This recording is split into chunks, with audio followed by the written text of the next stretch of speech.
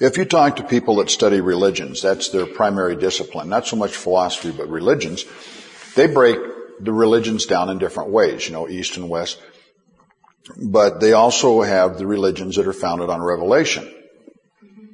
And there are 3 religions founded on revelation, which is Judaism, because Moses went and saw a burning bush and talked to it, which is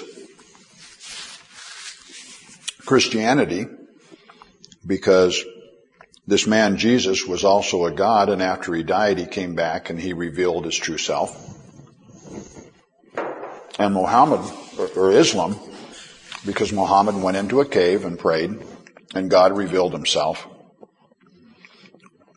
And actually, Judaism has lots of revelation in it. It isn't just Moses. I mean, you have people, God revealing themselves to people all through the history of Judaism.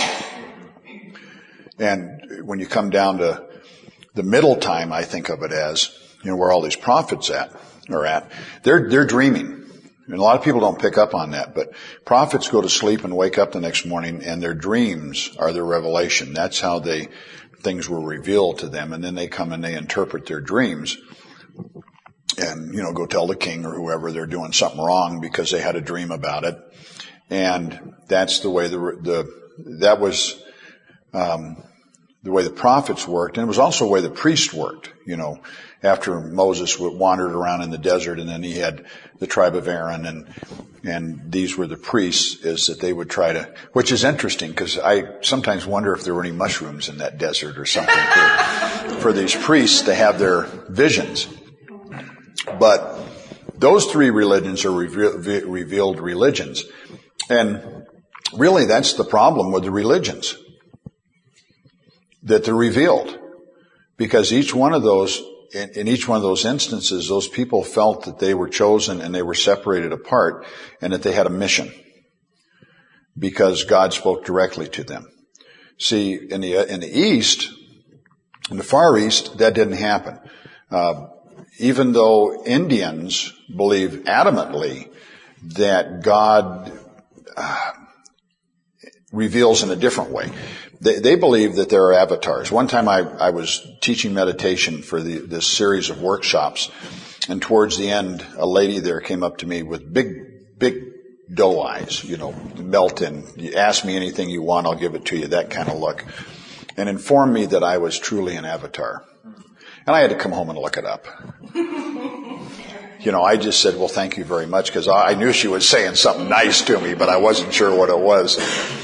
And I came home, and it's a Hindu term, and it means someone, it's a son of God that's sent down here to help people. And the great holy men in India, that's the way the Indians think about them. And as time goes by, it's like Gandhi.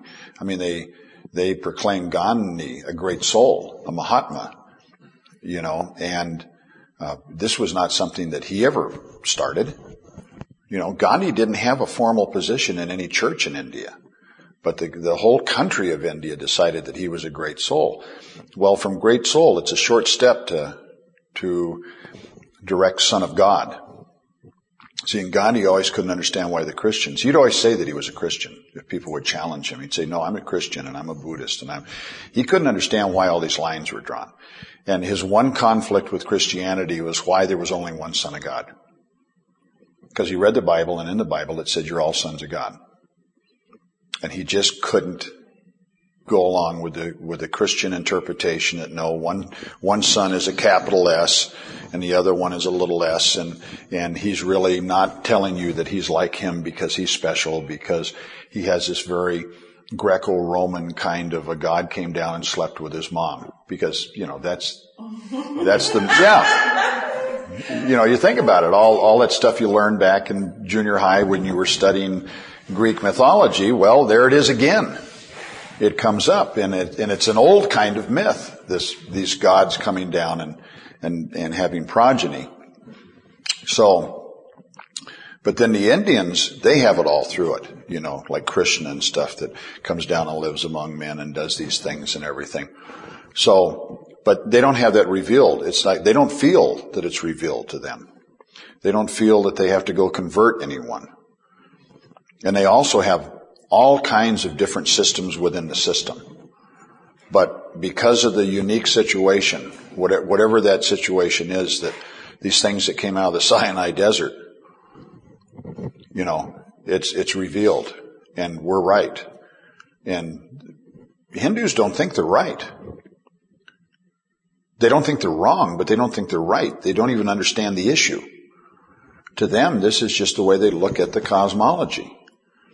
And if you don't agree that creation happened because of Brahma, who's a totally impersonal God. Brahma's like the king of all gods.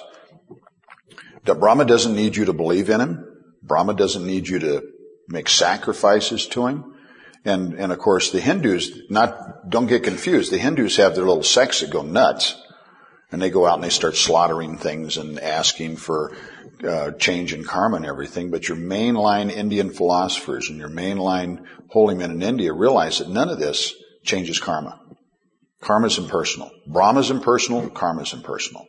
That's the atmosphere that Buddha grew up in.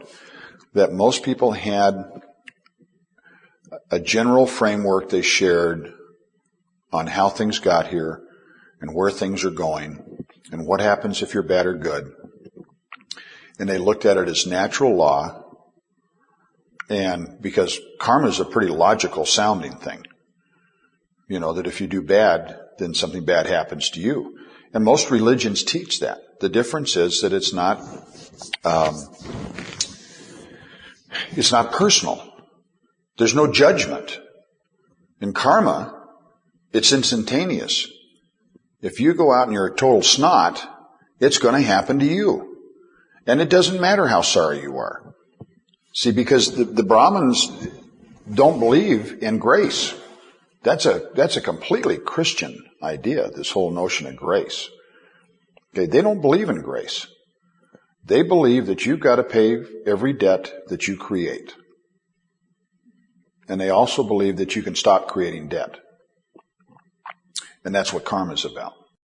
Because grace, which is a relatively new idea in the worlds of religion, grace is, it doesn't matter how bad you are.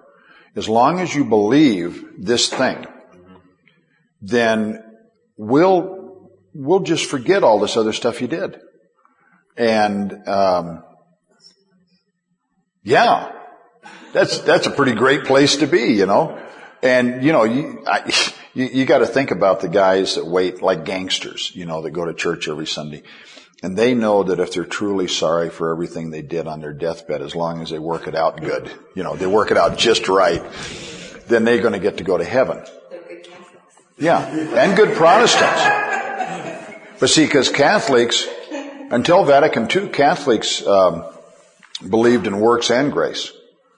And this was why Protestants came into being, is because this idea of reliance on works. There was abuses, without a doubt. I mean, they were buying dispensations. They could go to the church and pay money or build a building or something like that and get forgiven for what they'd done. And that is never the idea of works. But I think one of the most sane things I ever heard was an old Catholic priest that talked about sometimes people's faith isn't so great. But if you want to believe, then do good works, and faith will come. I thought that was a very compassionate way of looking at it. But you got to think, what if you grew up in a town that was primary Catholic, and your family was Catholic, and your wife was Catholic, and everybody was Catholic, and you really wanted to fit? Because on one hand, religion can be very much a social phenomenon. And it's not for anybody in here, because you're stepping outside of the mainstream society when you embrace Buddhism. But for everybody else, it's part of belonging. And most people want to be comfortable.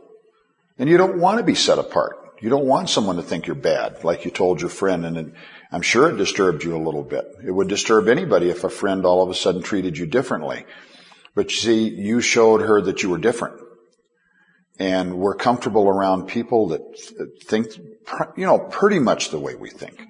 They're going to have pretty much the same politics. Now, we might argue about who's going to be president, but it's never going to go real deep. We still believe in America, and we believe in democracy, and we believe in all those kind of things. Those shared beliefs. Well, when you start talking about you're stepping outside of their religious belief system, it means you think right. One thing is you think differently about right and wrong. To them, that's what they think.